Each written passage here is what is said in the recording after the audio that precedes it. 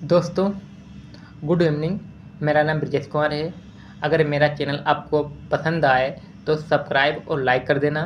आज हम मानव भूगोल में model model in human geography की जानकारी देने जा रहा हूँ।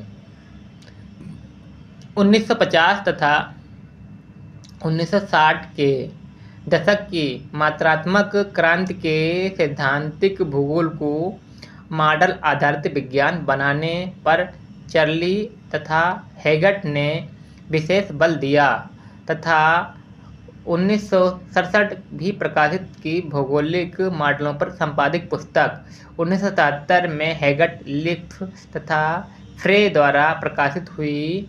इस चिंतन फलक में भूगोल का उद्देश्य मॉडल बनाना हो गया था।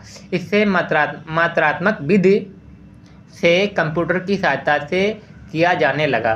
भूगोल में मॉडल निर्माण में आंकड़ों की बड़ी मात्रा में के प्रयोग के कारण कंप्यूटर ने इसे नया उछाल दिया, क्योंकि यह क्रांति सिद्धांत जो सर्वत्र सामान्य समानताओं सत्य को बनाकर संसार के अध्ययन करने के लिए थी।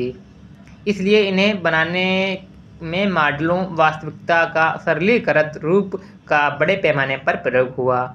यह इस समय की प्रमुख विधि परिकल्पनात्मक निगमनिक विधि में अनिवार्य भी था। मॉडल का तात्पर्य मॉडलों को वास्तविकता के सरलीकृत या आदर्श रूपांतरण के रूप में व्यक्त किया जा सकता, जिसकी रचना वास्तविकता के कुछ निश्चित या विशिष्ट लक्षणों को प्रदर्शित करने के लिए की जाती। 1977 चार्ली तथा हैगट 1967 के लिए मॉडल व्यापक अर्थों में एक सिद्धांत या नियम, लाभ, परिकल्पना, संरचित विज्ञान। सभी विज्ञान इस संसार की वास्तविकताओं को समझने उनकी व्याख्या के प्रयास हैं। संसार की वास्तविकताओं काफ़ी जटिल होती थीं।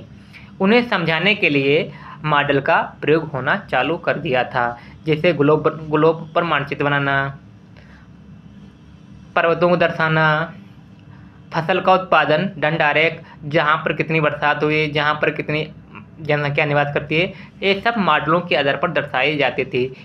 इसलिए भूगोल आसानी से समझने का प्रयास किया जा सकता है। ये सब मॉडलों का प्रयोग होना चालू कर दिया था। मॉडल इन रूपों में हो सकता है, जैसे नंबर 1 नियम।